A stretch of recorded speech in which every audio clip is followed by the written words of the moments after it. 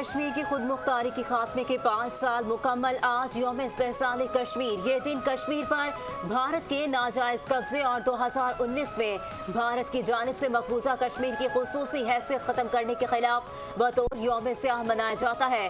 مقبوضہ کشمیر میں بھارتی غیر قانونی قبضے اور مظالم کا سلسلہ 75 سال سے جاری۔ مقبوضہ کشمیر کے شہریوں حکومت کی جانب سے 5 اگست 2019 کو مارے جانے والے شب خون کو مسترد کیا۔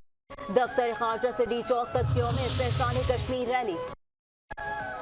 بھارت 5 اگست 2019 کے یک طرفہ اور غیر قانونی اقدامات کو واپس لے۔ وزیر اعظم شہباز بھارت کے 5 اگست کے فیصلے کی مذمت۔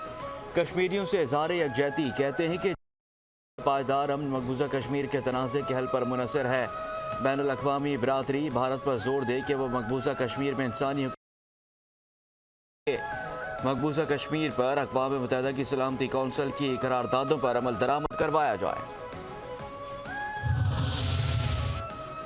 Army chief general Asim Munir, chief of air staff air chief marshal Zaheer Ahmed Sidhu اور نیول چیف ایڈمرل نوید اشرف کا کشمیریوں سے اظہار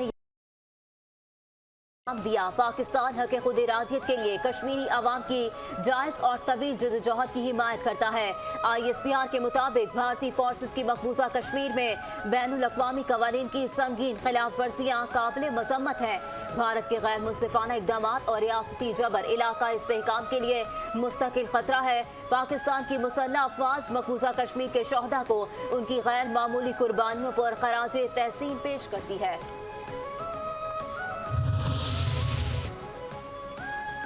کشمیریوں کی مرضی کے خلاف کوئی ایک طرفہ فیصلہ لاگو نہیں کر سکتا۔ بھارت کبھی کشمیریوں کی آواز کو دبا نہیں سکتا۔ بھارت جمہوریت کا نام نہاد چیمپئن بنتا ہے۔ پاکستان تنازع مقبوضہ کشمیر کا باقاعدہ فریق ہے۔ نائب وزیر اعظم اسحاق ڈار کا کشمیر ریلی سے خطاب، کہتے ہیں کہ مقبوضہ کشمیر کی صورتحال سے لا تعلق نہیں رہ سکتے ہیں۔ بھارت کی خام خیالی ہے کہ وہ مقبوضہ کشمیر کے عوام کا حق خود ارادیت ختم کر دے گا۔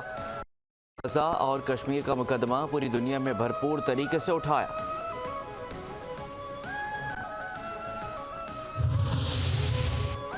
پاکستان کی کشمیر کی خود مختاری ختم کرنے اور کشمیر کی جغرافیائی حیثیت تبدیل کرنے کی بھارتی سازش کی مذمت۔ ترجمان دفتر خارجہ نے کہا، کشمیریوں کو ان کا جمہوری حق خود ارادیت دیا جانا چاہیے۔ سلامتی کونسل کی قراردادوں کے مطابق مسئلہ کشمیر حل ہونا چاہیے۔